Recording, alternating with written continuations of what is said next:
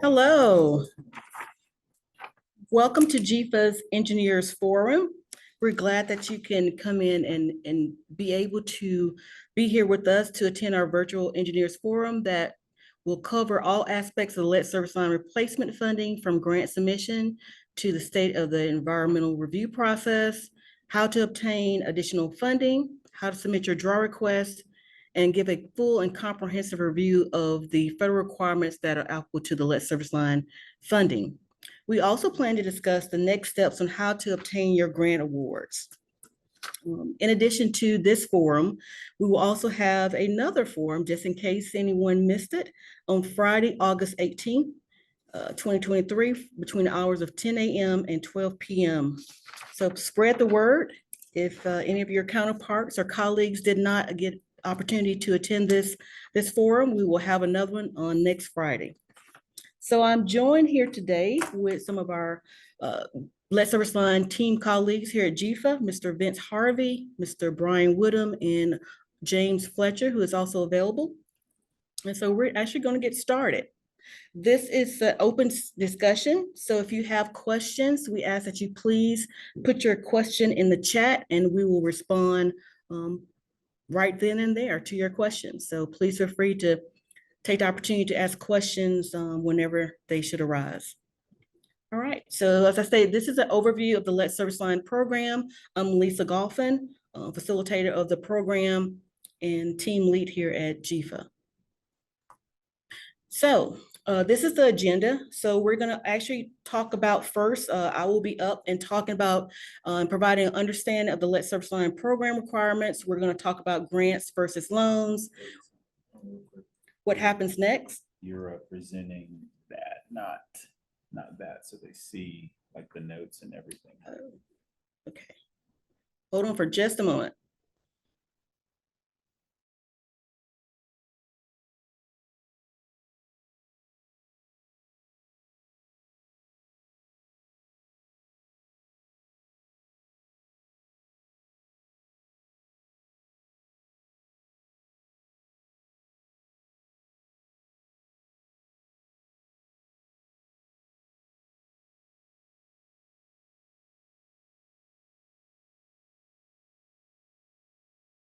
All right, a little bit of technical difficulties, but we figured it out and got it going. Thank you for allowing us to do that. And thank you for that comment and letting us know what was going on. We will also go over some Lead Service Line frequently asked questions. We actually encourage, if you have any additional questions, we plan to actually have a online frequently asked questions for Lead Service Line. And so your questions may be posed on our website. So if you do have questions, please feel free to ask them. We will also give a complete overview of the state environmental review process for Lead Service Line inventory projects. That is a streamlined process, and so we definitely will want to go into that. We will then have grant and loan and draw submission process by Mr. Vince Harvey, where he'll cover the draw documents. He'll talk about draw payments and submission dates, as well as debarment and procurement.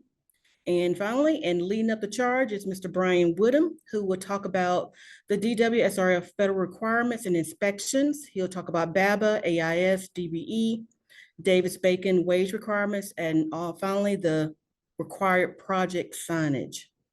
So that is the full-scale agenda that will be discussed today, but feel free to ask any other questions should they arise.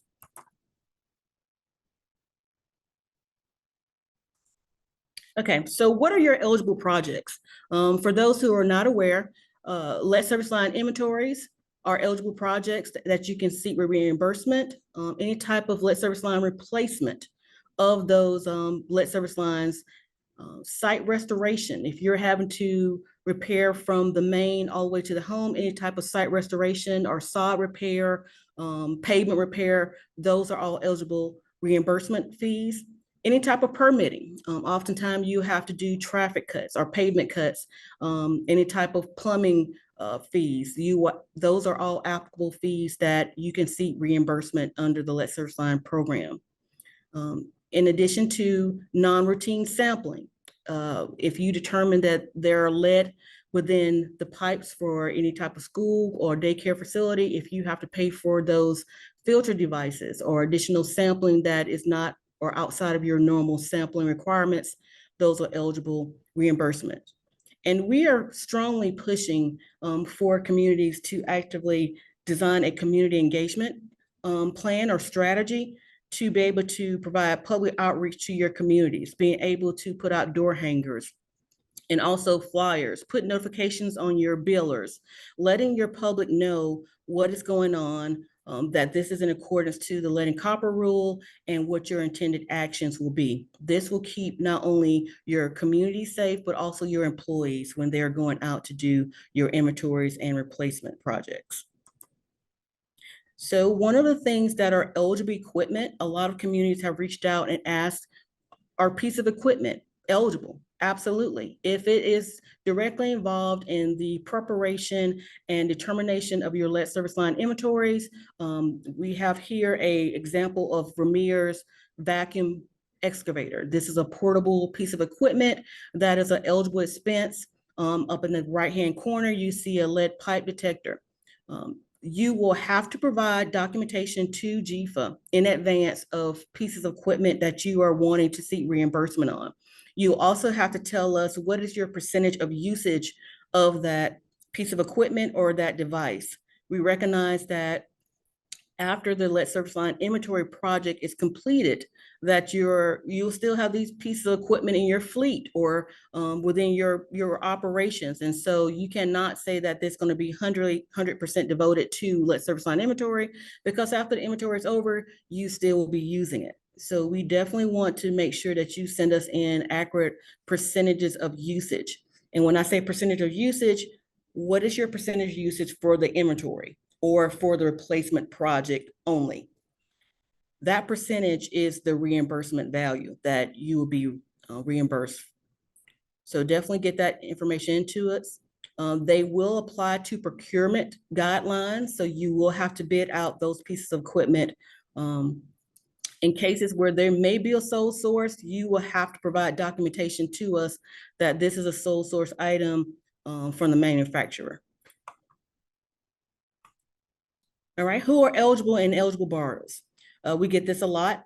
Counties and municipalities, local water and sewer sanitary districts, state and local authorities, boards, and political subdivisions that are created by the General Assembly. Those are the eligible borrowers for the lead service line program. It's similar to our drinking water SRF program. And so we also have ineligible borrowers.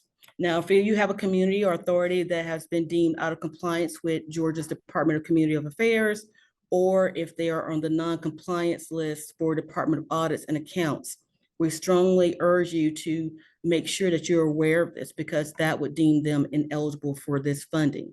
If they are able to get back in good standing, then we certainly can look at opportunities to apply to get them eligible for funding, but they will have to be in good standing with both of those entities. So the lead service line funding requirements. Any project that receives funding under this appropriation must adhere to federal requirements, such as the state environmental review process, which I'll be going over, and other federal requirements such as DBE, BABA, Davis-Bacon, and American Iron Steel. And newly is project signage. That will be covered by Mr. Brian Woodham.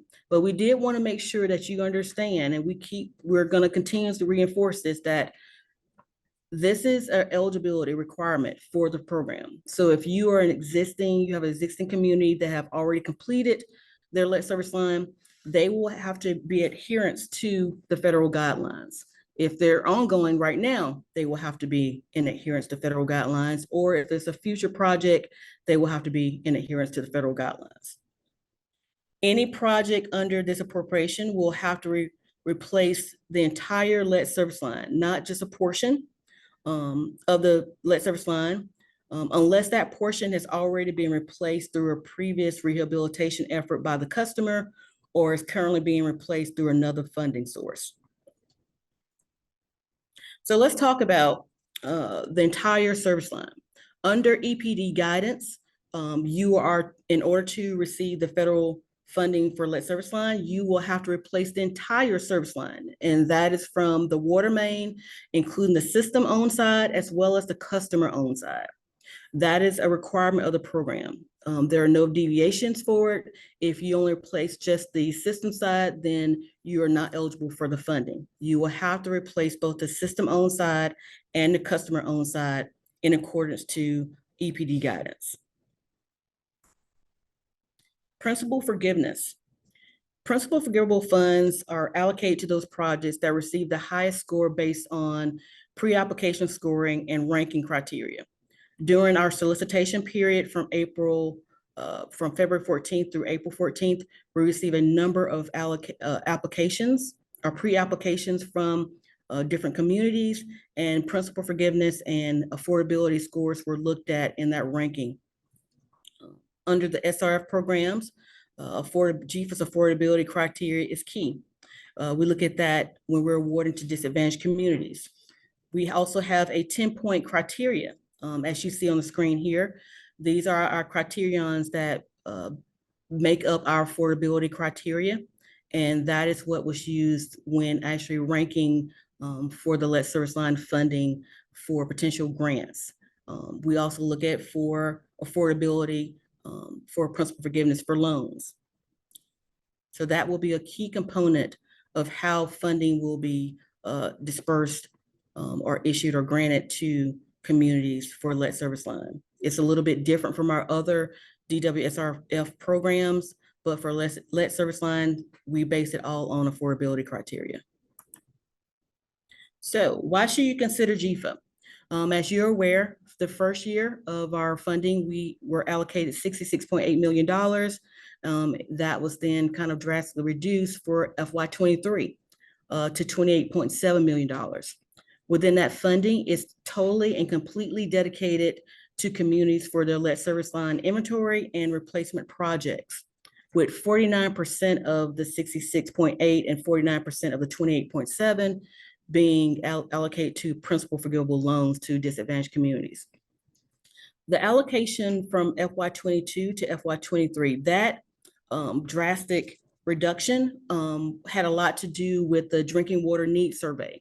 And right now we are actually revisiting a lot of communities who participated in the drinking water needs survey for 2021. So you may receive an email or a contact from Wood, a representative of Wood, who are our partners, who are reaching out to the communities that participated in the 2021 drinking water needs survey. We ask that you please give that information to them.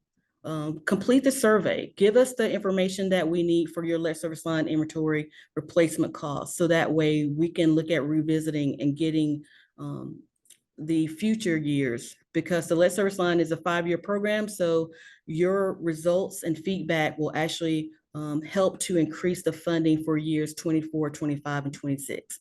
So be on the lookout from Wood for a survey for the drinking water needs survey. They should be doing that now. And so we would heavily be assisting them. So if it's something's not coming from us, they will be coming from Wood. So be on the lookout. So let's talk about the funding. Grants. Grants are only for lead service line inventory projects only. They are not to be used for replacement projects. Then we also have loans. The loans can be used for inventory and replacement projects.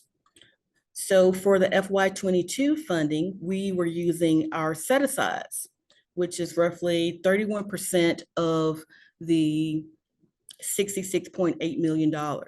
That is how we are pushing out these grants to our communities right now. So within that funding of the set-asides, we're going to have around 8.7 million that will be going out in grants, and then we'll have around roughly 10 million that will be going out to communities with 100% principal forgiveness. And so that is, and then additionally, we have roughly 46 million that can be offered to communities in loans. So if you're a community that was awarded a grant, you are also eligible to receive a loan with potential of principal forgiveness. And that is, so we want to make it clear that if you receive the grant funding, and you need additional funding for your project, for your inventory project or your replacement project, you can apply to GFA for a loan and receive principal forgiveness in addition to the grant funding that you've already received. So we have a question. Go ahead. When will the municipalities find out if they are awarded principal forgiveness? So principal forgiveness is awarded after you actually submit your grant application to GFA. That is determined by our underwriters. That is not determined in advance. And it's based upon your affordability score. So after you have submitted your grant application to GFA, then that goes to our underwriting and they will be able to contact you and tell you what your principal forgiveness will be for your petition loan. Welcome. So let's look at that. So we gave an example of how you can maximize the lead service line funding for your communities. So the city of Vance, Georgia has received a grant award of $50,000. However, the overall cost of their lead service line inventory, and remember, this is for grant, this is for inventory only, their overall cost was $100,000 for the inventory. In addition, the engineer has proposed a cost of $500,000 for next year's CIP budget for the replacement of the lead service lines. So the total cost of the inventory is $100,000 and the replacement is $600,000. So the city of Vance has already received a $50,000 grant, but then they need additional funding. So they applied to GFA for $550,000. The $550,000 is the remaining $50,000 from the inventory plus the $500,000 for the replacement. They could potentially be eligible for principal forgiveness. So they went and supplied their grant application. It went to our underwriting and the underwriting determined that they were eligible for 85% of principal forgiveness. So the city of Vance on a $550,000 loan, $50,000 of that was grant, $467,500 was received for principal forgiveness. That was determined by our underwriters in our finance department. So when you look at it, over $517,000 of that overall cost of this project cost of $600,000 was free funding. The repayment value was $82,500 in repayment out of a project cost of $600,000. So we're giving you this example so that way you can go back to your communities. Our communities can see how the lead service line program funding is working and how they can use it to best accommodate their needs for both inventory and replacement projects moving forward. Question. Okay. Wasn't there a previous slide that said max PF principal forgiveness was 29%? The overall max principal forgiveness is 49% of the 66.8 million. So the 49% is the program guidelines, the federal guidelines. That is how much principal forgiveness is required out of the overall CAP grant of 66.8 million for 22, and then out of the 28.7 million, we will have to do 49% of the 28.7 for 23.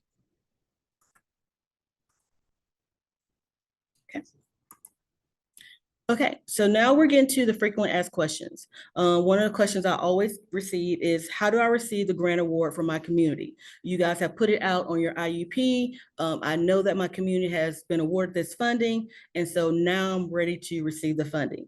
So you must, all systems and all communities who have been awarded grant funding on our IUP, and it's on our website, you must complete a grant application. You go to our website, and I think I can click it here.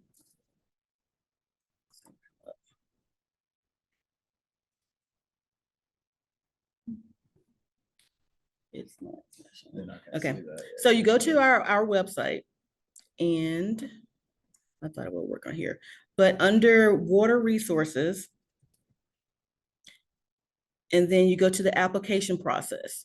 Once you get to the application process, there is an online application that directs you to how to apply. It's a little green bar that shows you how to apply for your grant application. Grant applications must be submitted and in to us by September 29, 2023 by 5 p.m. No exceptions. Lisa, real quick. Go ahead. If a city's loan comes from the set aside funding with 100% principal forgiveness, can that funding still be used for service line replacements or just for inventory? It's just for inventory. That's two different pools of money. So with this portion, the set asides that are getting 100% principal forgiveness, that is still deemed to be for inventory only. If you would like additional funding, then you can take out a secondary loan with GFA, and it will be eligible for principal forgiveness too.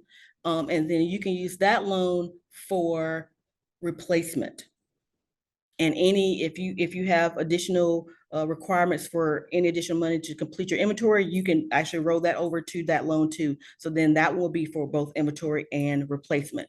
The ones that are deemed right now 100% principal forgiveness are only for inventory. You can't use it for replacement. Okay, Good question. it was a very good question. So secondary question, my community did not receive a grant award. Can they reapply for the FY23 lead service line funding? Right now, we are also have simultaneously, along with the grant applications, we are opening up the solicitation period for request for interest for FY23, that $28.7 million of funding. If you applied for 22 and did not receive it within 23, we are automatically rolling you over into the FY23 allocation for funding. If you have not applied for either 22 or 23, we urge you to apply before September 29 by 5 p.m.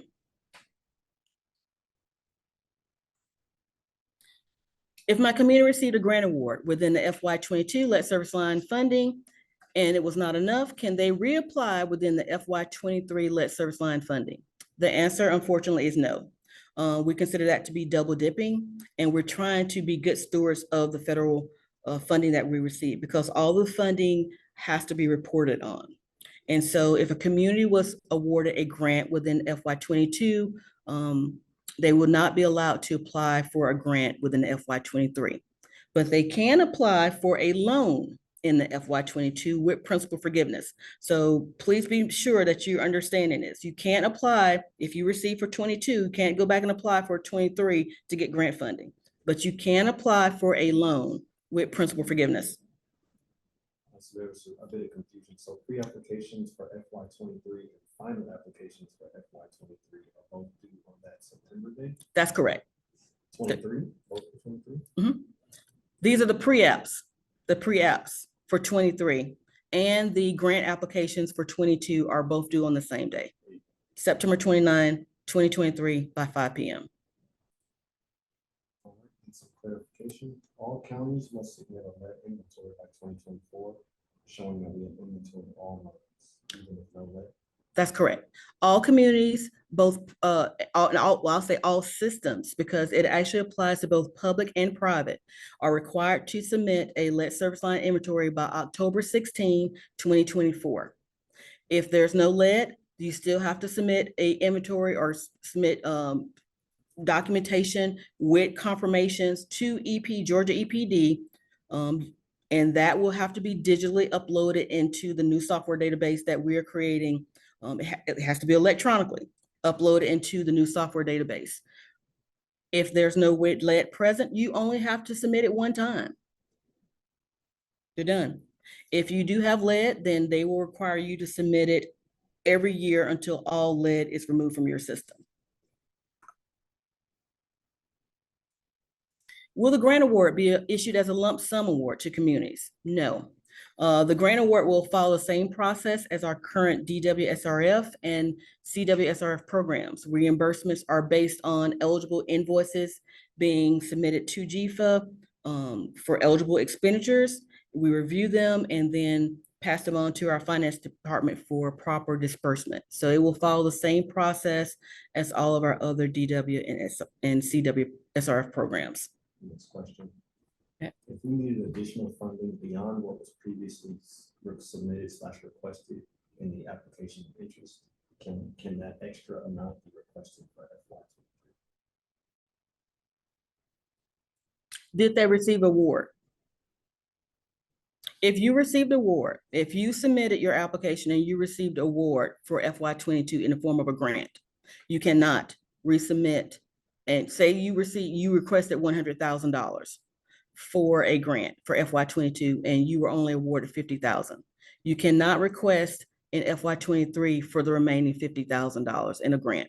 That's double dipping.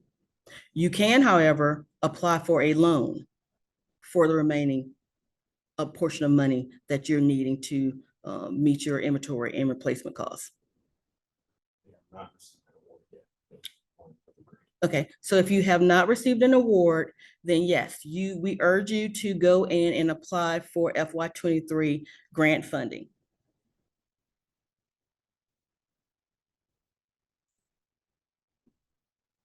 How was funding allocated to the communities? Again, funding was allocated solely based on their affordability scores. That is how Lead Service Line program works. It's based on the community's affordability score. Will there be any additional grant funding available within the FY 22 allocation? All communities are required to complete their grant applications by September 29 by 5 p.m. If grant awards are unclaimed after that deadline, then GFA will follow program guidelines on the reallocation of the remaining grant funding to eligible communities. So what we're saying here is on September 29, if some communities have not went in and applied for their grant applications, because even though you were pre-awarded, it's not final until you send us your grant application. So we will need you to send us our grant application. We will be reaching out to the communities before then to make sure they are aware that they are awarded this grant. And if they choose not to take advantage of it, then under the program guidelines, we will reallocate that remaining grant funding to eligible communities. We need to be very good stewards of the federal funding. And so all of the funding has to be accounted for. And the only way we can do that is making sure that we reallocate unused portions of that funding to disadvantaged communities that need it.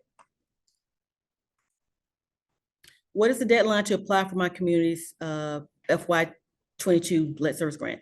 I keep on saying it, September 29, 2023 by 5 p.m. What's the deadline to pre-apply for the request for interest for the 23 funding? September 29, 2023 by 5 p.m. How will the State Environmental Review Process, formerly known as SERP, be handled for the Lead Service Line program? The following diagram will provide guidance on the expedited SERP process for all Lead Service Line inventory projects. And I want to strongly communicate, this is only for Lead Service Line inventory projects. We have partnered with Georgia EPD to streamline this process for you to get it out within 30 days. They have worked very diligent with us and we're very appreciative of them to be able to offer this process to you. And this is only for inventory. It is not for your replacement projects. They have also cut out the notification of the 3 cross-cutter agencies to speed up the process. And this is only for inventory. It is not for replacement. They made that decision because, there's no environmental impact for inventory projects. So under that category exclusion, this is the reason why this expedited process was put into place. So how does the process work? So the projects that are Lead Service Line inventory fall under this expedited categorical exclusion with EPD. The applicant would then provide a description of the project. Plan and specs are not applicable under this portion of the inventory projects. So then they would submit their descriptions to GFA along with the completed environmental certification form. GFA then sends that on to EPD for approval. EPD reviews the ECF form. If they're existing drinking water inventory projects, then it moves on. If it is not an existing drinking water project, and we want to make it very clear, if these are projects that involve laying of new lines, then it will not follow this process. It will follow the standard CE process. And that's what you see here where it says no. if this project involves laying new lines, new water lines, then it will not follow this expedited process. It will follow the standard categorical exclusion process with cross-cutter notification to the public. This is only for inventory projects. Once it moves on to EPD, they'll approve your ECF, issue a CE for it. They will then publish your approval on the EPD website. GFA will also publish your approval on our website, and then EPD will issue you a final planning approval letter. What defines an existing drinking water line inventory? So existing drinking water inventory projects are those, your current distribution system. Your current distribution system where you are going out and inventory and investigation, doing potholing on your existing distribution system. That is not a newly created water system that you have a plan for. This is your existing water distribution system that you currently have in operation right now. To the right, EPD has created a new environmental certification form. They took out some of the language that did not apply. And so you will actually see a new form created just for this project for the inventory. So please be on the lookout for that. In addition,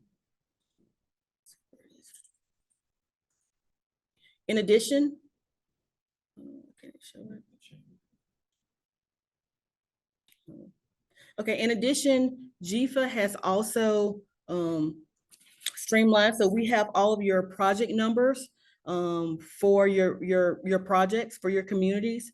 We have that available for you, and that will be posted on our website by next Friday. You can be able to go to our Lead Service Line landing page. That's something new coming aboard, so stay tuned for more on that. But we will actually have all of your project numbers available for all of the 204 communities who have received grant funding. So you will know your project numbers in advance. All right, do we have any questions? Okay. All right, well, I'm going to turn it over to Vince Harvey, who will talk about the drawdown process. Thank you, Lisa.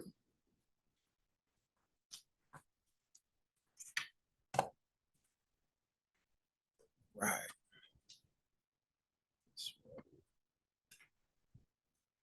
Well, good afternoon, everyone. Again, my name is Vincent Harvey. I want to thank you all for taking the time to join us for this engineers funding forum, or engineering forum, I should say, for the lead service line projects.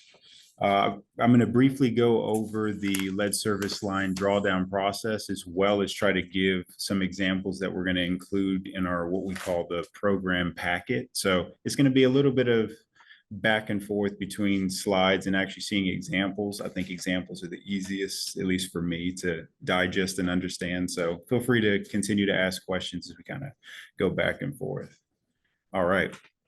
So now we'll discuss the GFA drawdown and compliance portion of the forum. So once a community has executed an agreement with GFA, they can begin submitting draw requests to reimburse invoices received from the engineer and the contractor. Now, there are three different types of loan draws that I will cover today. So we have the engineering only, we have construction, and we have the final drawdown. One thing I want to note, and I've kind of discussed it with some of the engineers prior to this, but we now have instituted a 30-day turnaround time for submitted draws that GFA intakes. And we're only going to be intaking them on the 15th and the 30th of each month. So keep that in mind when you're submitting invoices.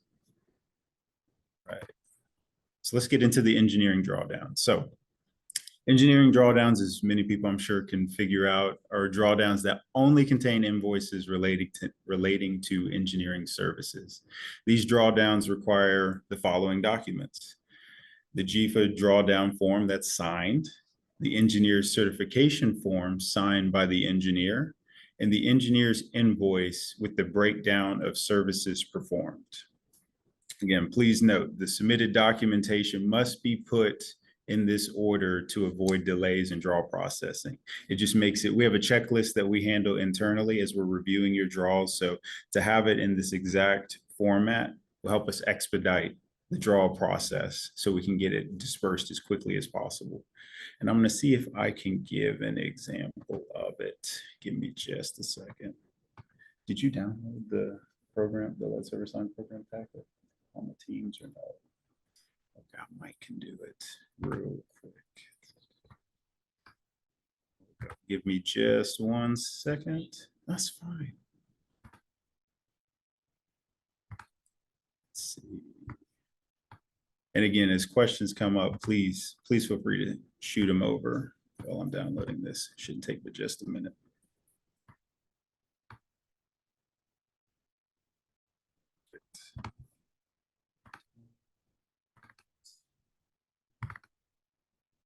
Let's go to, let's see if I can see how good at my sharing skills I am, or lack thereof. Can I go to this screen? Will the Yeah. recording of this webinar be posted on Chief? Absolutely. Absolutely. No, we expect you guys to memorize all of this. That we definitely will. All right, share. So you'll see, and Lisa, I don't know if we're gonna send it in an email as a follow-up to this, or we're gonna post it on the website, but this will be the, Yes, we'll post it on the website. Perfect. As downloadable, you can download it from our website. perfect. And it should have, it'll be more than, it'll be full inclusive, more than just what you're gonna see from us. It'll have everything for the communities as well, as far as like the application process, documents that they need, webinars that they can reference. And I think it'll even have an introduction from Lisa on the front. So it's gonna look nice. But within the program packet, we're gonna go to loan draw forms with examples. And I'm gonna go to this specific engineering only draw submission. Good question. Yes. For equipment purchased to perform the lead service line inventory, what category will that fall under? Engineering, construction, That's a good We actually have a separated section for equipment and devices on the grant application. We actually included an area so that way you can put it directly on the application. So it has its own category. for drawdown? I believe we determined that we were gonna put it as part of Yeah, construction, it's- as far as like on the line item on the Yes. drawdown form, yeah. All right, let me see if I can share this now.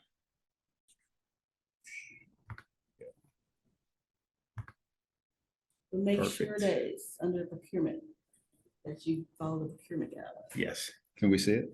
Yes. Okay, perfect. I'm kind of blind as a bat over here, so I'm gonna need my guider. All right, so. What's that? Yes. Oh, Comments. you saying push this to the side? Yeah, and then Oh, close yeah. this one. Yeah, you got it. There you go. Sweet. Thank you both. So here's an example of the engineering only, and the construction one will also look very familiar, I'm sure, to all, but on our cover sheet, and we'll make sure that this is on the website, we're gonna have it dedicated. The drawdown form is gonna already be pre-populated to at least already have the drinking water SRF checked, because Lead Service Line, as we know, is only funded through the drinking water side of bill. And you will also have our general email, leadserviceline@gfa.ga.gov, as well as the emails of all of the Lead Service Line team, which is Lisa Golfin, Brian Woodham, who will be speaking shortly on compliance, James Fletcher, and as well as myself, Vince Harvey. So within the draw request form, the portion that the community will fill out will be the recipient. So in this case, we have the city of Vince. I know we're original in our naming scheme. We have the project number, which is going to be that Lead Service Line DW 2020 ... The loan draw request number, the date of the request, and then the draw amount requested and the total amount requested. And so just make sure that for the recipient certification, because I know this gets omitted often, this signature is based off of what's called the blue signature card. So once the community has submitted their executed documents to us, they will actually have on there who they want to be able to certify that the community agrees with the charges being asked for this reimbursement. So in this case, Vince Harvey, the city mayor, signed off, and he was the only one on the blue signature card needing to sign it to be able to certify and send this over to GFA for disbursement. So that's page 1. Page 2 will be the Georgia Environmental Finance Authority's engineering certification form. And again, this particular form, actually, I should say both of these forms are required for every single loan draw submission, regardless if there's engineering only, construction, or both engineering and construction. So we said page 1, this is page 2. And again, you'll have the same, in this case, we call it the loan number. So the project number, the borrower's name, in this case is the city of Vince, the date, and then also the signature. In this case, thank you, Chuck, for signing off that everything has been completed in compliance with the executed contract documents. And then finally, I'm sure most of you are the most excited about is actually the engineering invoice itself. So in this case, GFA Engineering submitted an invoice. Again, they give us a breakdown of their actual contract, total dollar amounts, dollar requested. Again, the things we're looking for is the statement number, who it's attention to. Usually most engineers will also put the project number in here, which is great. But again, as long as we have just a rough breakdown of what has been accomplished and what is being charged for, and the dates and statement number, we're good. So again, just to clarify, you'll have page 1, signed draw request form from the community with the total amounts. Page 2, engineer certification form signed by you, the engineer. And then page 3, your invoice for the services and work performed. There's a question. Yeah, absolutely. Does investigation work count as construction or engineering? I would consider that engineering. Engineering. Yeah. Investigation is under, it's gonna fall under project management, engineering or admin. Exactly. Yeah. For the most part, the inventory is going to probably be predominantly engineering, It I would is. imagine. Yeah. The only, But you can't do construction, we're on that as replacement. And you exactly, can't have the replacement.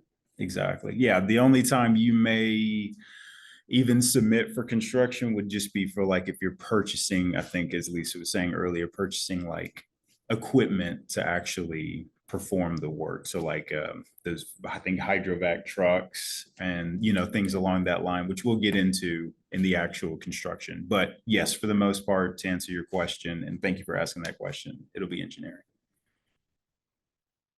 All right, let's get back to the presentation. That's engineering only. Now to share.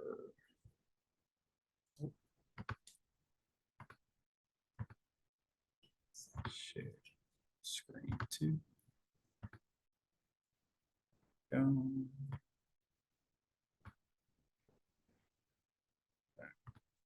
Perfect. Can they see me okay? Yes. Perfect. All right. Well, before you get started. Absolutely. What we What got? kind of flexibility is there between different categories of funding in the grant application?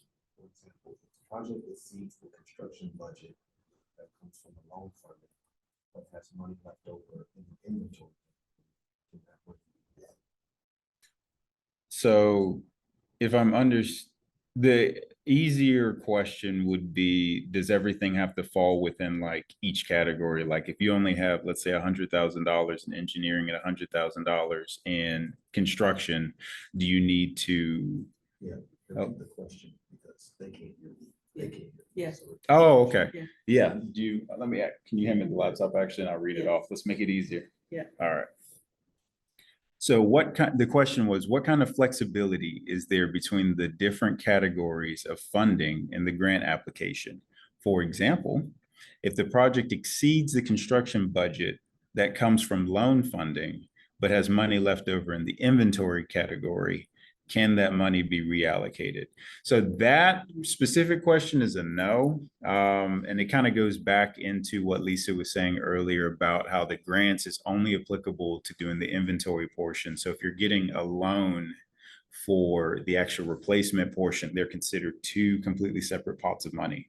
So replacement has to stay replacement. Grant inventory has to stay grant inventory. Now, there is flexibility in, let's say that the engineering portion of the replacement or the construction portion of the replacement exceeded what it was supposed to be, but you had leftover funding in contingency or maybe admin fees and stuff like that. Those kind of one-to-one, because it's within the same loan agreement, that's okay. As far as like transferring, I don't want to call it transferring, but you wouldn't have any issues or complications there. But trying to go from one pot of money to another, unfortunately, cannot happen. Or you get an increase in the loan. Or you can, yes, even better, get an increase in the loan, which a lot of communities usually take advantage of, especially with their interest rates. All right, good question, good question. So for the construction drawdown, as part of the SRF process, communities are required to solicit bids from contractors for the work performed. Once the bids have been tabulated, a contractor has been awarded and the Exhibit C requirements have been met, which we will go into, I think, more on the compliance portion of it. Then the community may submit draw requests for construction invoices. So this drawdown requires the following, and you'll kind of recognize some of these. You have the signed drawdown, GFA drawdown form, the signed engineer's certification form, the signed Davis-Bacon subrecipient compliance report, since this is an SRF project. You will have the engineer's invoice, if it's applicable, with the breakdown of services performed, and then, of course, the contractor's invoice, construction materials, and applicable certified payroll. So again, and I'll give you an example of it shortly, but I just want to note that we need the submitted documentation to be in the specific order so that we can accelerate processing all of these draws and grants for you guys to get money out the door. But let's look at an example. And again, I'm sorry, I'm so slow at switching screens.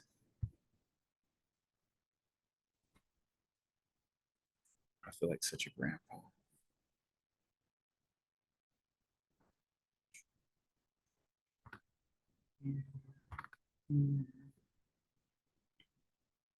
Perfect.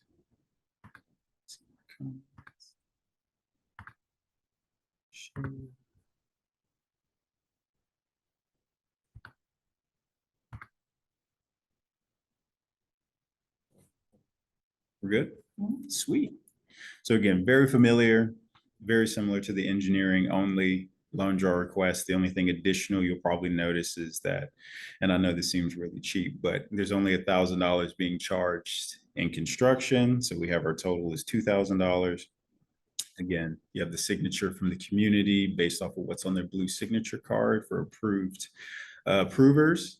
The second page, and you won't see this actually on the engineer certification form on our website. I just put it in there just to kind of re-emphasize, that this is required for each draw submissions.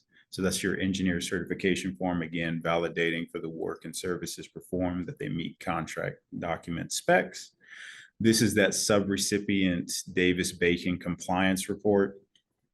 This is also required for every construction loan draw request, saying that, and again, when we go into the compliance portion, it might make a little more sense, but you're just essentially saying that, hey, we are following the statutes laid out in the Davis-Bacon Act as far as DBE compliance, as far as labor rates compliance, and we are just confirming that, same thing with the engineer certification, that we are meeting this compliance.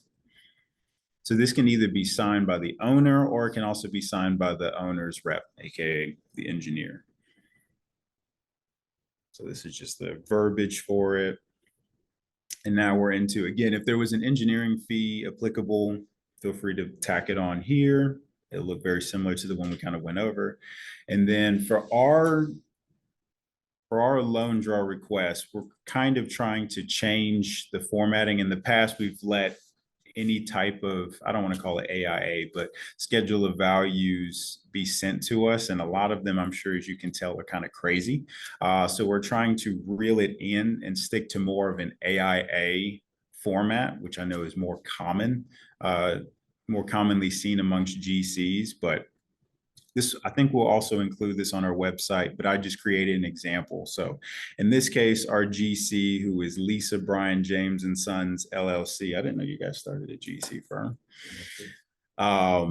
They have their project, their address, their application number, their period two, again, just a repeat of the project number. This is their actual original contract sum.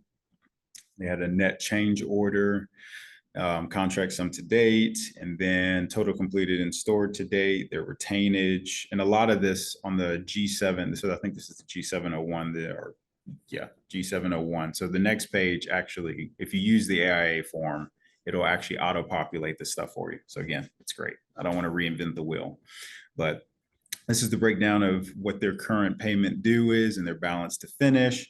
It was signed off by the architect or engineer that this work has been complete. And then finally, here we go. So you have their mobilization, schedule of values, $1,000. This period, they're only asking for 200. So that's roughly 20%. And again, retainage that's applicable. I know a statute passed, was it back in May or was it April, about only holding 5%? It was back in May, Back in May. So 5% retainage. 5% retainage is now the new statute across the board. No more, I know we're used to 10%, but now it's max 5. So you got mobilization, monitoring equipment, commercial mower, hydrovac truck rental, kind of what we were talking about earlier, some ductile iron pipe, and then again, some kind of future items to be placed. But this is their schedule of values. This is how they're tracking everything. And again, it has their total schedule of value here. Very easy, very clean to read. It's not convoluted all over the place. I know a lot of people like to scan stuff in, and depending on how the font goes, it's impossible for any of us to read. So this is just going to be easy for us. We want to have this as a PDF as well as this as, in this case, an Excel sheet. So that way it'll be a lot easier for us to track and make sure no items were accidentally double charged or honestly even missed. Yes, please. How should the purchase of filter pitchers or testing kits purchased as part of the inventory compliance be categorized? Let's see, let me read it. I'll read it out loud. Thank you though, Brian. So the question was, how should the purchase of filter pitchers or testing kits purchased as part of inventory compliance be categorized? I would still put that under engineering, unless you want to put under construction. It'd be other, Because it's, yeah, Or it'd be other? other, because with the filter pictures, it's that leads to like sampling kits. Right. If they sample and they're determined they have lead, then those gonna be a lot of filter pictures. So I'll put it under other. Either way, as long as you have the invoices from the actual either manufacturer, vendor, whoever, to validate those purchases, that's all we really require. so there's no other, there's contingency, construction, legal, engineering, inspection. You want to add another? Let me add another. You just created a new one. Thank you, whoever asked that question. Put that on here. Just to remind me. Add. Perfect. Sweet. And then I believe these, oh, so in this case, this person was requesting, it looks like about $50 in stored materials for this period. So again, this is from the vendor, Bob and Main, their invoice to Lisa, Brian and James LLC for that ductile iron pipe. I know in this case, it's $2,298, but they only requested 50. So with every stored material invoice, again, it has to be, we're following under BABA. So Build America, Buy America is applicable. And we will also need, so we'll need something from the manufacturer as well as the actual backup cost for that specific stored material. And again, we'll kind of go more into BABA and compliance. But that is it for engineering and construction. So let's dive into the final. All right. Is that right? Sweet. Like I said, I'm blind over here. I don't know how you did it, Lisa.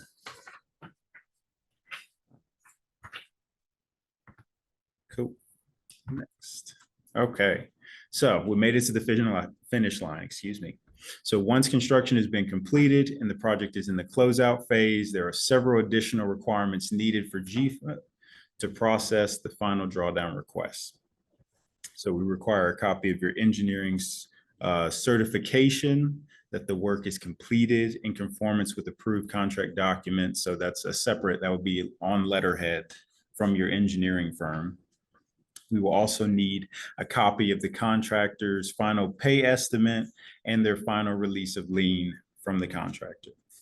We will also need, and it's kind of even more important, the owner's final draw request must also include the owner's certification that the project is complete and there are no known liens or claims pending as a result of the project. So again, in addition to everything that you're used to giving us for the construction draws, you now have this final bit as well, just to be able to, for us to be able to close out the project. So not too much more, but those are the big three things.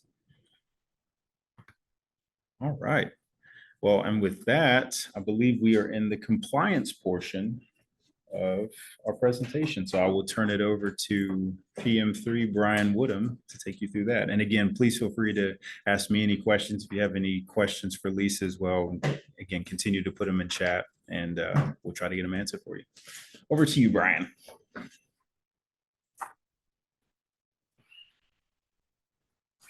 Good afternoon, everyone. As Vince mentioned, I'm Brian. I'm also working on the lead service line team, so I'm looking forward to working with each and every one of you as we try to get these projects going so that we can be in compliance by October 2024 when all this is due. So areas of compliance. So I just want to reiterate that this is lead service lines fall under the SRF program. And so they are subject to SRF compliance items. A lot of these items you are familiar with if you've worked with GFA and federally funded projects before. A lot of these are the same things. So you should be comfortable, but even if you're not, we're going to go through each and every one of these items and hopefully we can get you more comfortable and some more information on. Before you dive into it, we kind of got a sense of question. I didn't know if Lisa, you'd rather Okay, answer we have that a now or answer that offline.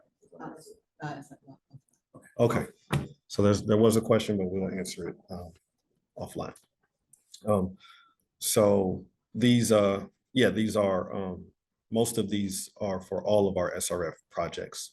So the four main areas that we will focus on today are under compliance are qualifications-based selection, or QBS, which is the competitive procurement of all A&E or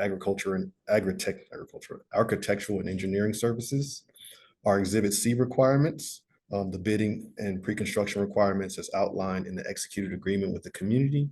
DBE requirements, the contractor requirements as outlined in GFA supplemental general conditions, and Build America, Buy America requirements, otherwise known as BABA. I do want to say that all of this is found on our website. If you go to our GFA's website under water resources and then loan documents, you can find all of our general supplemental conditions, which outlines all of the compliance. And so towards the end, I'll go over that document, but mainly focusing on the forms that need to be submitted.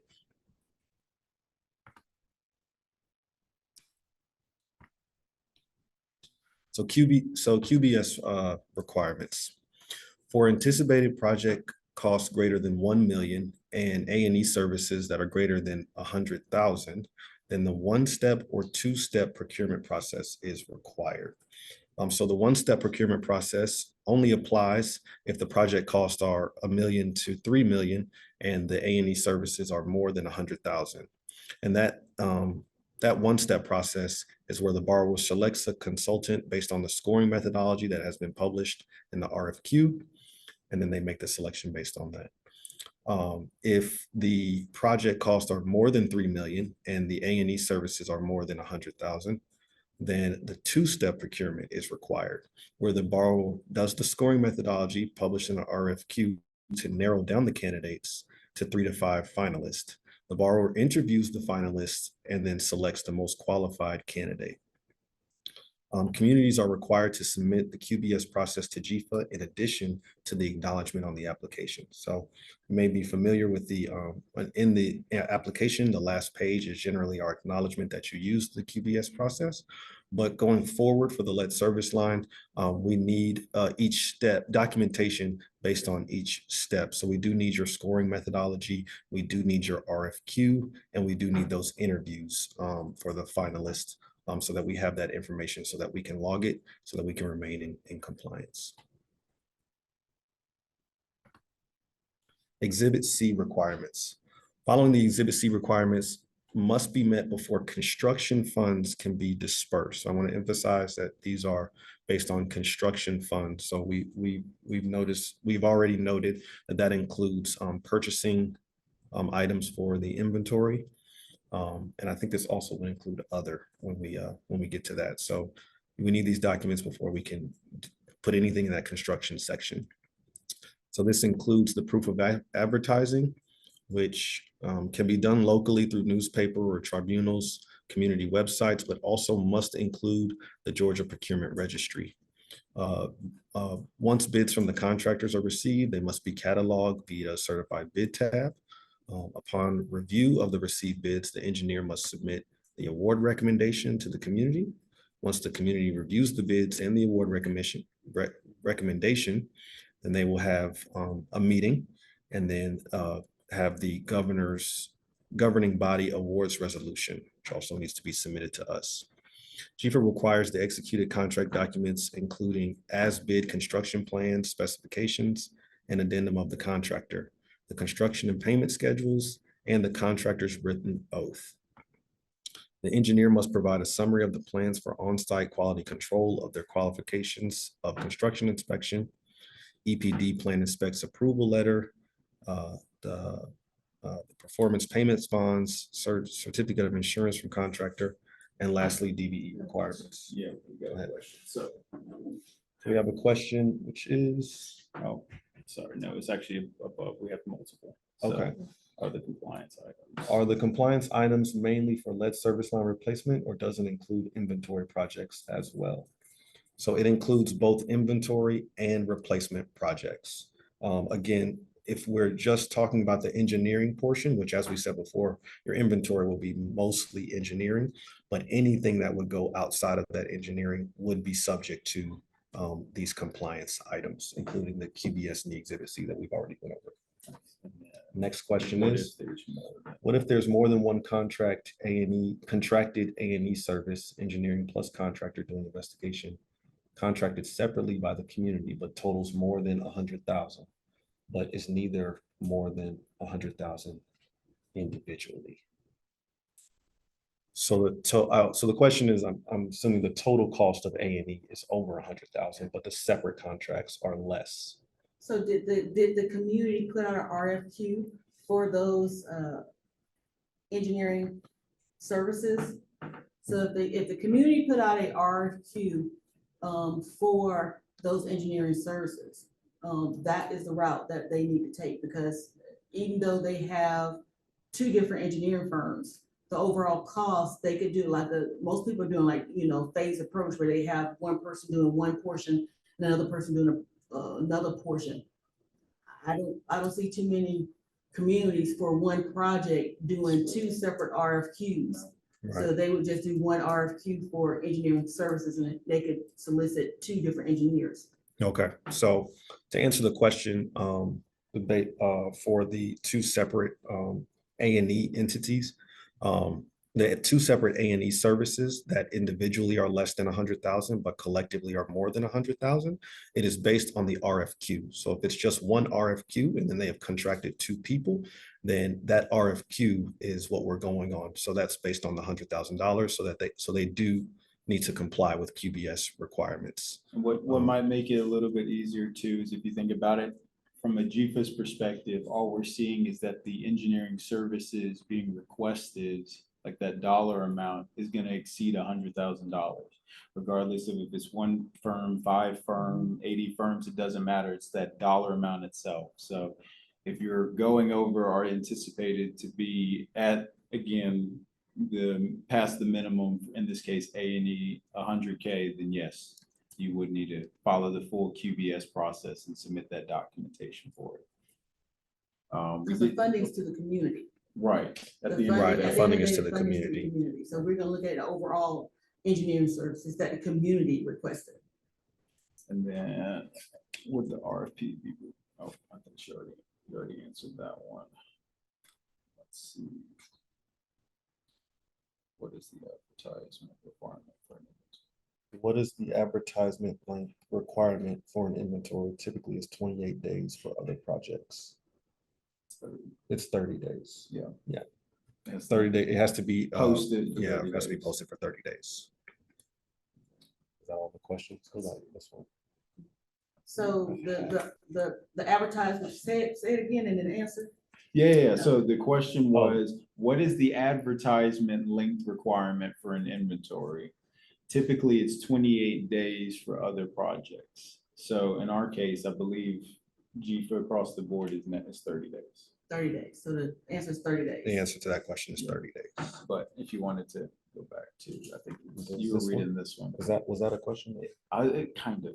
So half of the Exhibit C items would not apply to engineering services covered under lead service line grant. Are you sure they apply to all types of lead service line projects or just replacement, for example, bonding requirements? So like I said, the engineering portion is not applicable. Yeah, engineering is not getting impacted by Exhibit C. The Exhibit C requirements, and I know you guys don't see the agreements that we send out to communities, but Exhibit C is purely for construction related services only, not engineering. So you may have instances where a community will actually hire or contract work for the field investigation and the potholing.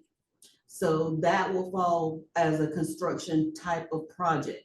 Because under Georgia EPD requirements, you just cannot submit statistical only. They're going to want to see field investigation. They're going to want to see potholing. They're going to want to see where you have and see pictures where you've actually done all that work. And so some communities are actually contracting that work. And so this will be a great example of how you would have that type of construction doing the inventory. Relationship, yeah. I just want to make sure, can we get some confirmation that you guys heard that answer about the potholing and the field inspections and how that falls under construction, even though it's inventory? We're good. Okay, good. And Mandy, if you don't mind to just let us know if you can't hear us. This is probably more directed to you, Lisa. Can you speak to what is included with the partnership with 120 Water? Yeah, it'll be at the very end after Brian. Perfect. So stay Okay. tuned. Let's see. I think let's see. Not a question. All right, so I will move on. We went through Exhibit C. Thank you, everyone, for these questions. Please keep Yeah, them coming. absolutely. Please keep the questions coming. They are great questions, and that's what we're here for. So we encourage the questions. Just put them in the chat and keep them coming. So now on to DBE requirements. So the following DBE requirements must be met before construction funds can be dispersed. So we have two sections here. We have the requirements that must be met before construction funds can be dispersed. And then we have the DBE requirements that must be met with the draw submission. So what's the difference? The first set of compliance items are what we need before we can disperse any funds. The second portion of items are what Vince went over that are sent with the draw. So we cannot process the draw if we don't have the second set of items. So just reiterating how that packet that we need in order that he went over, how important that is, and how that will help us in our compliance section and also getting these funds out as quickly as possible. And I'll show examples of these towards the end, but the following DBE requirements must be met before construction funds can be dispersed, which is the DBE compliance form, the GFA 4, the DBE compliance checklist, the GFA 6, the certification proposed by the proposed prime contractor or subcontractor regarding equal employment opportunity or EEO, which is GFA 9, and then the certification by proposed prime or subcontractor regarding debarment, suspension, or other responsible matters known as the GFA 10. Looks like we have a question. Yes, one of them's a question, one of them's a clarification.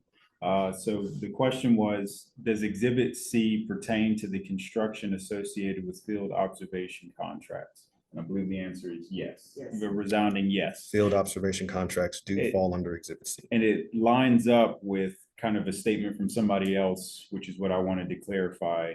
They were asking if previously it sounded like it said that investigation falls under engineering. That's a yes and a no. So as far as like the actual engineering work that you guys are doing, it does not fall under construction, but more than likely you're going to bid out work to actually do the field investigations. I don't think the engineers are going to pull out shovels or hydrovacs themselves and start actually looking for these lines and investigating these lines. That portion is probably going to be bid out, to a contractor. And so for that contract, and that specific contractor, that's what that Exhibit C items are falling under.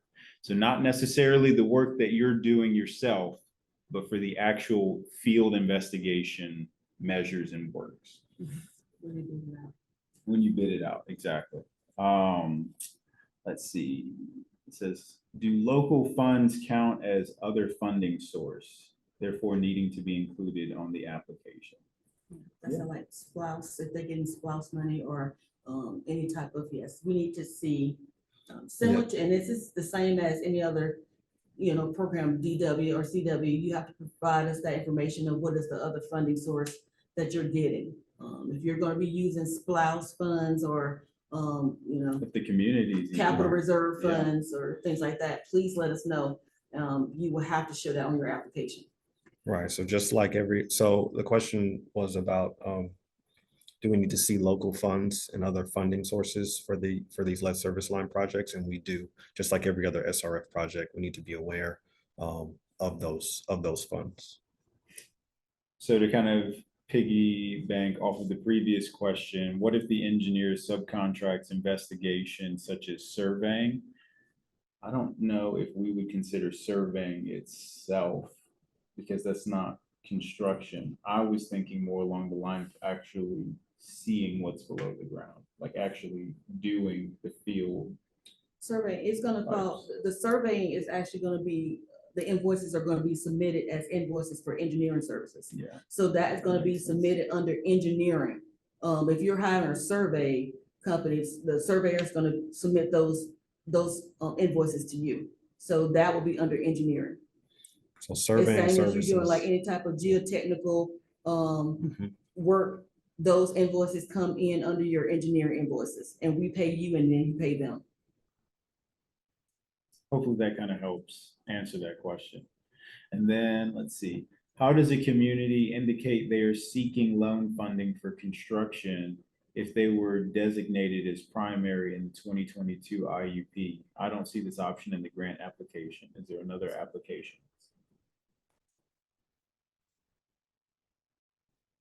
I think they're wondering, how do I apply? Like, to Okay. go back to like how you had your grant Okay. plus So- loan. So under the 22 IUP, and it's actually noted on the IUP. If you receive a grant, then, and your grant amount was for the entire amount that you asked for, you are not on the IUP. If you receive a grant amount, say your grant amount that you asked for was $200,000 and you received 50,000, well, then you are on the IUP for 150,000. We deducted the amount of grant that you received because that's free money, and then it told us that you were still needing 150,000 more dollars to complete your project. So we put you on the IUP. I think that was it for that. It was And, just- yeah, and so.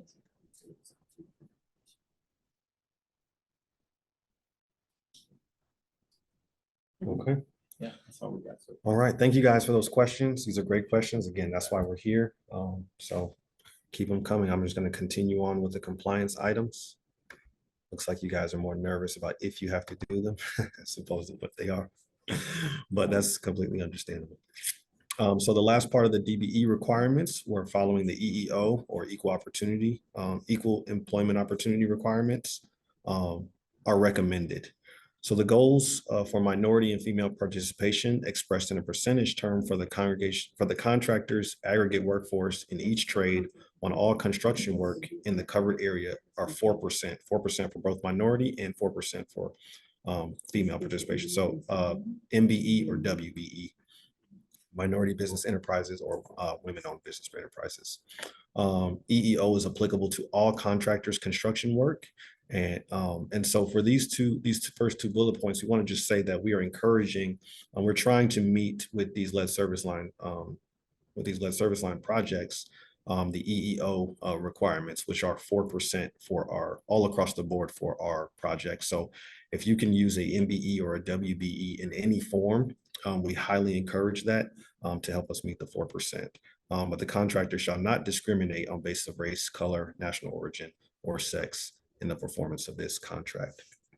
So what I will do now is go over to the supplemental conditions so that we can go over those documents. So we got two additional questions. Okay. So one of them, what if the engineer scope includes said field location and verification services? The work would then be completed by a subcontractor of the engineer. Will the Exhibit C requirements be needed? So I'm under the impression, again, I'm sorry if I'm misunderstanding the question, but it seems like a yes. If, again, you're having to do field location verification, you're probably having to actually chase down the lines and verify that they're in the field. So that is going to be construction related Yes. services. And then also let's speak to the part about DBE for this question. If you're subcontracting and looking at that, we highly encourage you to look at disadvantaged business enterprise. That's one of the things that is required within these federal guidelines. And so we're urging that you at least incorporate, like, right, Brent, did you already touch on that? Mhm. Like you incorporate at least 4% of DBE within your subcontracting and within your lead service line projects, whether that's inventory if you can, or if it's replacement. We're highly encourage you as a part of the guidelines for this federal funding to incorporate DBE, and we're going to be looking at it very closely. So we're asking that if you can incorporate at least 4%, which is very low compared to other projects that you may have for communities, which is much higher. But we're at least asking for 4%.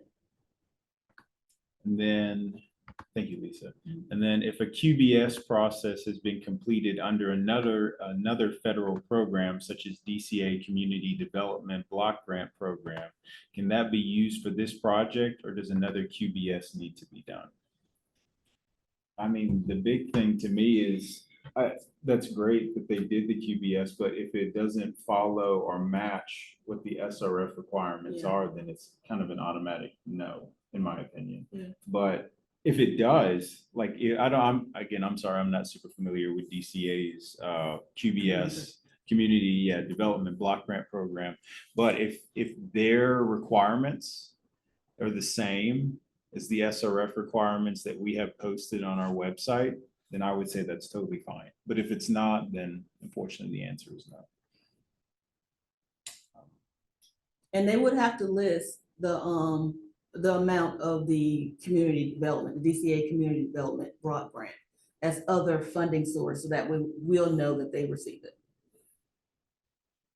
Let's see. How is this? I think they're going back to the surveying. How is this different than when an engineer subcontracts a surveyor or a geotechnician? It's not different. So technically, when you subcontract an engineer or geotech, you still roll those invoices under your engineering category. You don't roll it into just for those services solely by themselves. We may be getting more into the weeds than Yeah, we realize. I think the biggest thing to realize is, as far as from like a documentation standpoint, if you're actually doing any work or related work to be able to uncover and actually track the lines, that's considered engineering, like in this, or I'm sorry, that's considered construction. So like, I know we use the example of like the hydrovac truck, but actually being able to, you know, uncover that or see what the pipe is, document it, recover it, that's considered construction. As far as just reviewing documents and I would say more surface level work, that's considered engineering, but also we would consider that being what an engineer is doing as part of those services. So I don't know if that helps clarify things more or less. And definitely, you know, as you submit the documents, it'd be a one-on-one. Yeah, we will tell definitely- you. We will tell you if what you need. If we tell you, if you know, if you send it in to us and you don't have your exhibit C, or if you send it into it, it doesn't need it, then we'll definitely tell you Yeah. that. So Very I much think, so. yeah. I would say just work with us as you're submitting each invoice. And again, probably the easiest thing is going to be is when it comes down to getting ready to submit an invoice, reach out to us and say, hey, I have these set of invoices from this subcontractor, or I'm getting ready to bid out work for this subcontractor. Do I need to include these Exhibit C requirements for this type of work? And we can give you that yes or no that you can go off of. If that helps. I hope that helps. And now that we know that this is Go ahead. I'm sorry. such a hot item, we can even do some more work and try to get a list together of things that will be under the requirements and not. So we'll talk about working on that so that we can have something that we can send you guys that will be helpful for you. So, you know, but we do encourage just reaching out to us and letting us know so we can get you get your questions answered. So go ahead to the next one. Yeah. Is there a penalty if you cannot reach the 4%, if there are not any DVEs available for the field observation, survey, geotech work? There's not necessarily a penalty, but what we've seen in the past is that a lot of both, I mean, and again, this is not to throw shade to anybody, but a lot of local engineers and contractors, you know, they have established relationships with each other and they want to just keep working with each other. The biggest thing that EPA, especially the Office of Inspector Generals, is pushing on us is, and you know, what Brian's talking about is the compliance portion, like really trying to show these 6 good faith efforts. Like, did you actually go to the references that we listed on our supplemental general conditions and actually show calls and emails and, you know, really try to search out these DBE subcontractors? Again, I know there's going to be specialized services where there just aren't there, but the biggest thing that we're going to need to see is documentation of you showing that you tried and you effortlessly tried. And we may even come in and actually try to look into it as well. Like if you say, hey, I'm struggling to find anybody in this specific service, can you help me out? That's something we're happy to do. You know, the biggest thing is we see people not trying and just saying, oh, well, nobody saw this advertisement, so, oh, well. No, we expect, and so does EPA, expects us to actually be putting forward those 6 good faith efforts and actually doing that outreach, if that helps or makes sense. So before, if there is a next question, before we move on to the next question, I'm gonna go ahead and finish off my I'm presentation sorry. so that we can have the last 30 minutes, just so you guys can ask as many questions as you want. We can have Vince and Lisa and myself here together. So I'm just gonna finish. I was gonna show some examples of the general supplemental conditions that is found on our website, along with the BABA requirements. Those are 2 kind of homework things we recommend that you guys go over so that you can see these BABA requirements that include manufactured items. Again, the inventory is not so much gonna be an issue, but definitely going into the lead service line replacement is where those BABA requirements are really going to kick in. And along with that, I think, okay, so let me go through our inspections real quick, and then I'll go into the signage, and then we'll open it up to all of your questions so that we can get you guys these questions answered. So for the inspections, it's just like how it is generally in our SRF. GFA will conduct field inspections to verify that the construction is in compliance. The inspection reports will be prepared and distributed to the recipient and its engineer. The most recent contractor's pay estimate will be reviewed during the inspection, and a final inspection will be conducted to confirm completion of approved projects. And again, this is for the replacement and for the inventory. We will be doing inspections. And then the last one of my slides is the signage. So there's new signage. This signage and a document on how to acquire it is on our website. Again, under loan documents, bill signage. And this will be used for our lead service line projects. And this is an example of it here. So keep in mind, this is in addition to the signage that is already to be posted. That includes wage rates, EEOC for our normal SRF projects, which is found in our general supplemental conditions. You can find links to all of those signs. But this is an additional sign that needs to be on all of our lead service line specific projects. And it just outlines that this is from the bipartisan infrastructure law. So that is it for me. We'll open it up to questions. I'm going to let Vince or Lisa come back here, and then we'll go through, answer all your questions, and looking forward to working with you guys. And if you need anything, just let us know. All right. Thank you so much, Brian. Thank you, Vince. They've done an amazing job. Amazing. Okay, so I think we have some questions in the Yes. chat that we're gonna go to real quickly. So since we were just talking about signage, where should signage be posted for inventory only projects? I think it's gonna be a little bit difficult because compared to the other projects, when you actually have a physical project, most people put it at the start of the project site. And so, I mean, one of the things that we have heard from EPA when we asked the specific question to them is that have it at the location of the headquarters. Just post that one sign there or somewhere where it's mostly visibly seen. We would suggest post at the headquarters, at the administration building. So that way, as people walk in, they see where their funding is going and being utilized. It's gonna be very difficult because you're all over the place with lead service line to actually pinpoint an exact area where you can put it, as opposed to when you actually have a project. If you have a sewer extension project or you have a water main project where the beginning of the project starts, that's typically where you put the signage. I actually, believe it or not, I think that was the only one we missed. So please, I mean, we got. Oh, and we are gonna post the good faith efforts for the DBE. We'll have that on our website. The 6 good faith efforts that, It is on our website. If you go into the supplemental general conditions, and you'll see it as part of following the DBE compliance portion. It lists the 6 good faith efforts. Oh, you actually have it pulled If you up? wanna pull it up. Yeah. I don't know how to stop sharing. Oh, I got you Okay. guys. we're gonna show that real quickly. Yeah, so we gotta go over to this one. Hit stop share. I know, it's strange. And then you can go, It's on your- go to- I downloaded, I'm sorry. oh, you have it open in PDF? No, it's on like. Oh, go to the- on the internet. Yeah, there we go. Okay. Yeah, I got you. Thank you.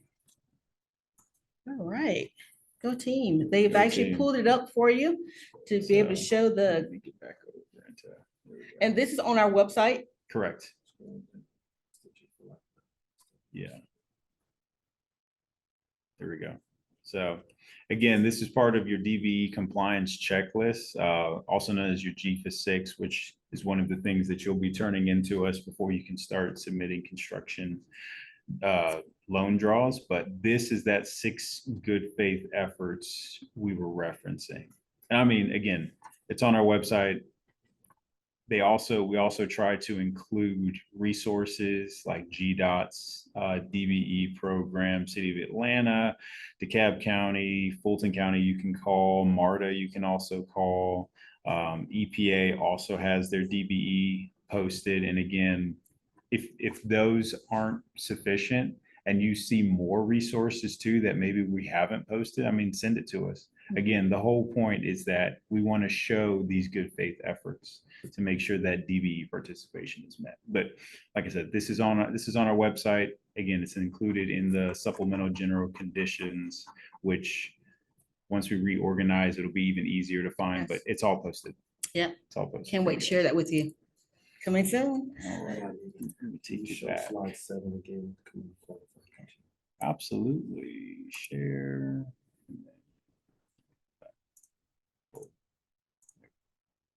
You said slide 7? Or Slide, go back.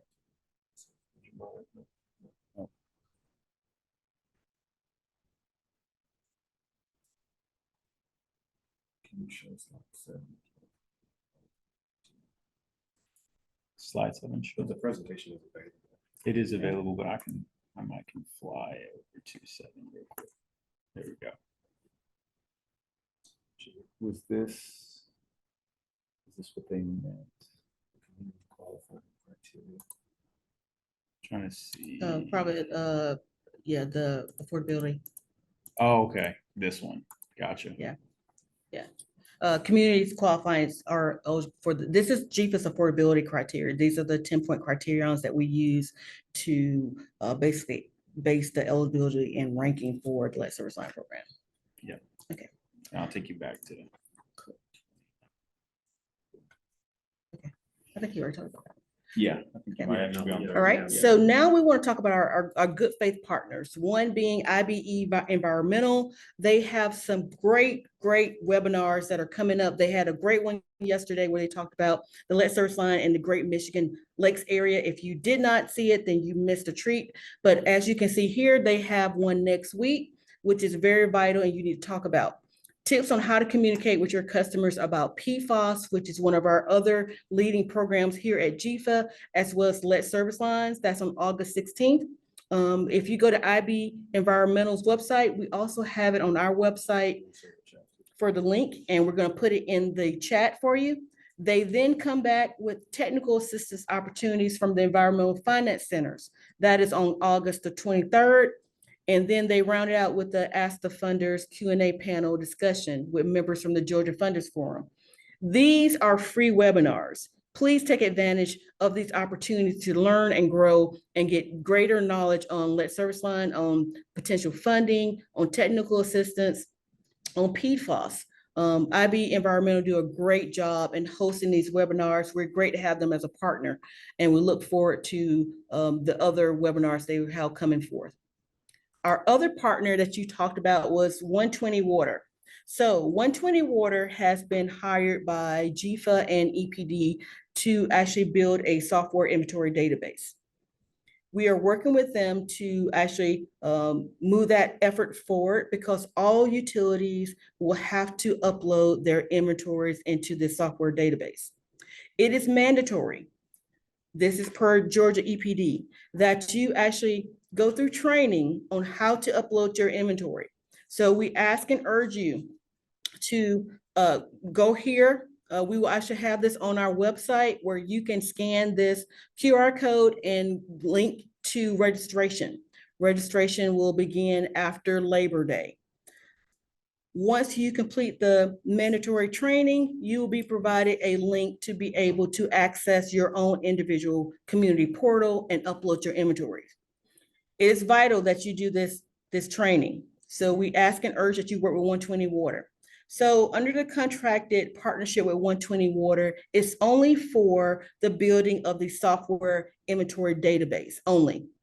We have not contracted with 120 Water to assist you in developing your inventory. That is a private service that is offered by 120 Water that is totally separate of GFA and EPD's contract. Our contract is only for the inventory database to be able to assist and train you on how to upload that data.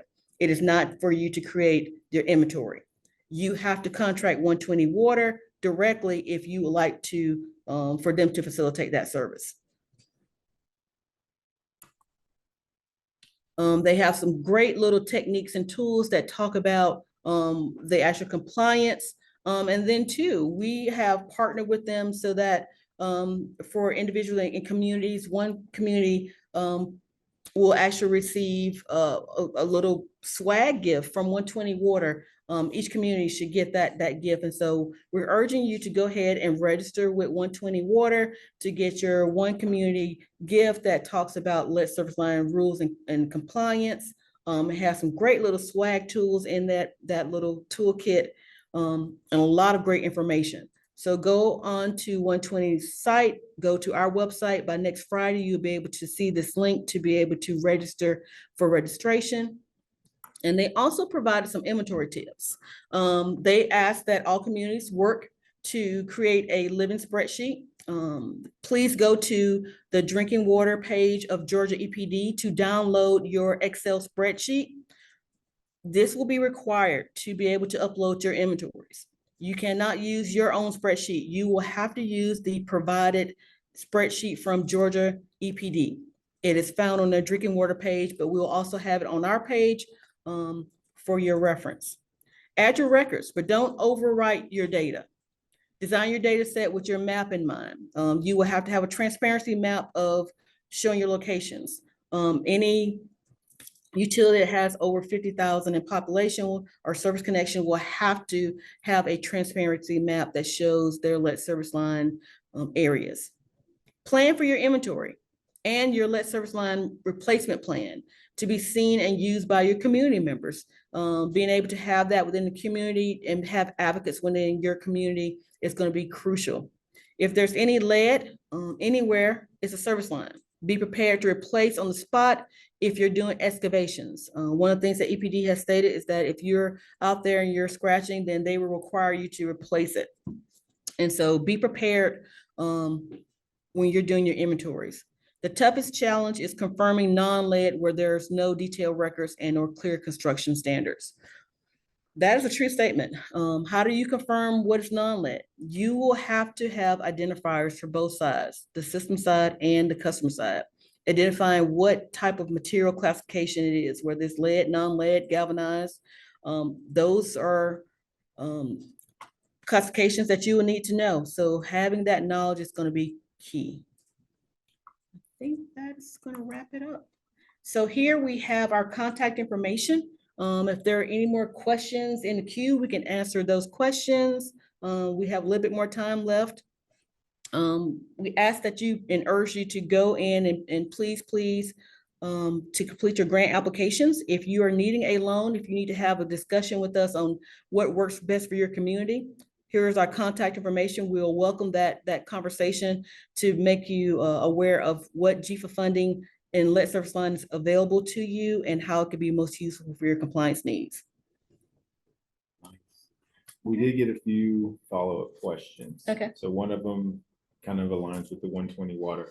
Do you know how consultants will be able to have access to training for 120 and to, I think they mean Yes. build inventories for our clients? Absolutely. So all of the communities have been downloaded into the software.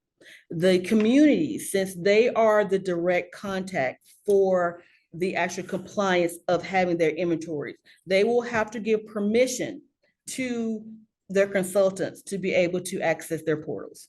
So you will get that access into that community's portal through the community. You will not get that through 120 Water. They want to ensure that at the end of the day, it's the community who is on compliance and not the engineering firm.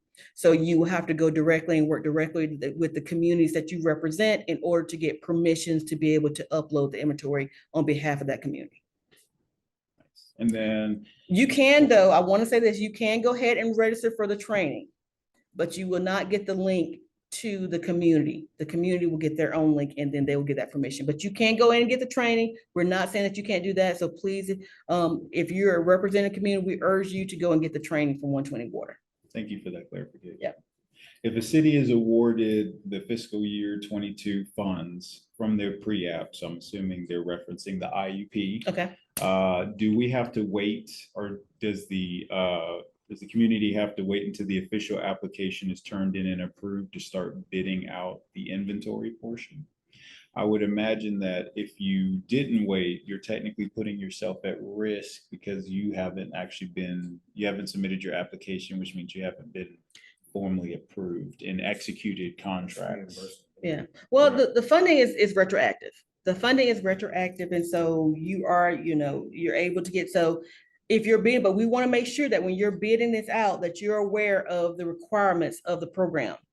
The federal requirements that both Brian and Vince share with you will be applicable for the program. So if you're going ahead and moving forward, or if you've already bid it out, you have to ensure that you are meeting the federal requirements of the program when you're doing so. And that does include the DBE that we requested. And so if you're purchasing equipment, that's BABA. So we want to make sure that you're following the requirements if you're going to move forward in bidding before you've actually submit your grant application. But please submit your grant application before September 29th. Yes, and don't just wait till 4:59 p.m. We want to make sure that we're getting that, because we're actually gonna be sending out the grant application packets starting next week, because we've had a number of communities that have already reached out to us, they've already sent in their grant applications.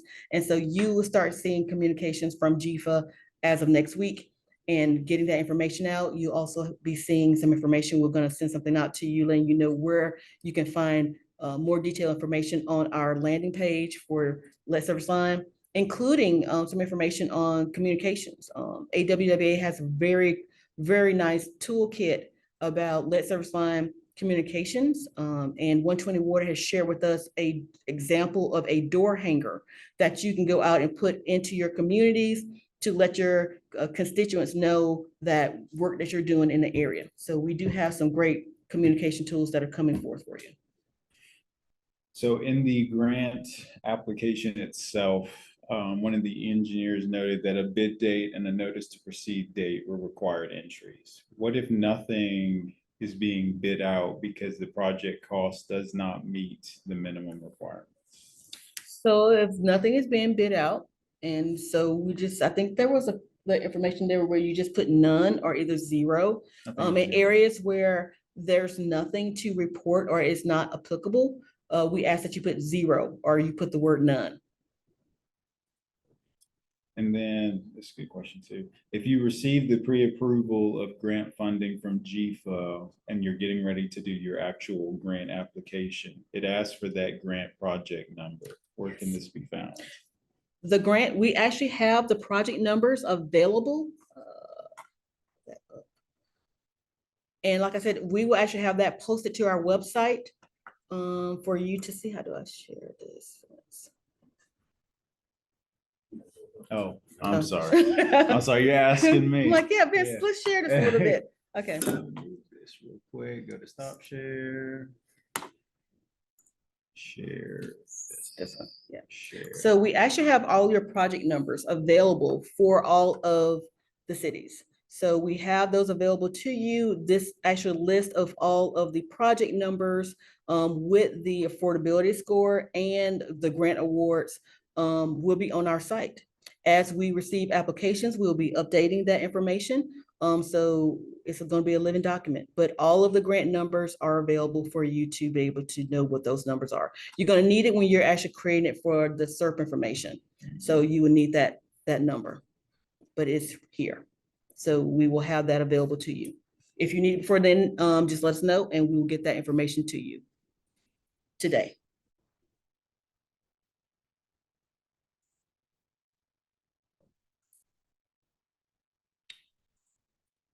All right. I think there might be just a couple of clarifications we need to do offline, but as far as questions, I think that's it. Okay. If there's if we can have Mr. Kendall Hodges, if you can give me a call, my number's here, or send me an email. I definitely want to speak with you a little bit more in depth about the questions that you have.